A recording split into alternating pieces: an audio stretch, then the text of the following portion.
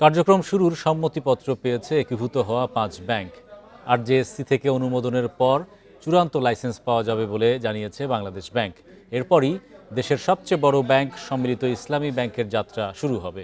ইতোমধ্যেই ব্যাংকের বোর্ডে নতুন চেয়ারম্যান হিসেবে নিয়োগ দেওয়া হয়েছে আর্থিক প্রতিষ্ঠান বিভাগের সচিব নাজমা মোবারককে।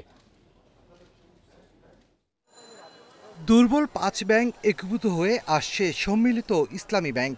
বাংলাদেশ ব্যাংক থেকে প্রাথমিক অবস্থায় 20,000 কোটি টাকা দেওয়া হবে নতুন এ ব্যাংকে। প্রথমে ক্ষুদ্র আমানতকারীদের অর্থ ফেরত দেওয়া হবে, তবে বড় আমানতকারীরা কবে টাকা ফেরত পাবেন, তা কোন প্রক্রিয়ায় পাবেন তা নির্ধারিত হবে ব্যাংক অধ্যাদেশ অনুযায়ী। বাংলাদেশ ব্যাংকের তথ্য মতে ইসলামী এই 5 ব্যাংকের সম্মিলিত আমানতের পরিমাণ প্রায় 1,42,000 কোটি টাকা। বিপরীতে ঋণ ছাড়িয়েছে 1,93,000 কোটি টাকারও বেশি। সরকার ঘোষিত অর্থ ছাড়ের পরপরই ক্ষুদ্র আমানতকারীরা টাকা তুলতে পারবেন। 2 লক্ষ টাকা করে আইনের মাধ্যমে তাৎক্ষণিকভাবে পরিশোধ করা হবে। তবে অনেকের অনেক বেশি পরিমাণ কর্পোরেট যে ডিপোজিট আছে সেটা যদি আমলে নাও নেই, পার্সোনাল পর্যায়ে যে ডিপোজিট তার মাত্রাও 1-2 কোটি টাকা করে প্রচুর মানুষের রয়েছে। সে 1-2 কোটি টাকার বিপরীতে 1-2 লক্ষ টাকা খুবই নেগলিজেবল অ্যামাউন্ট।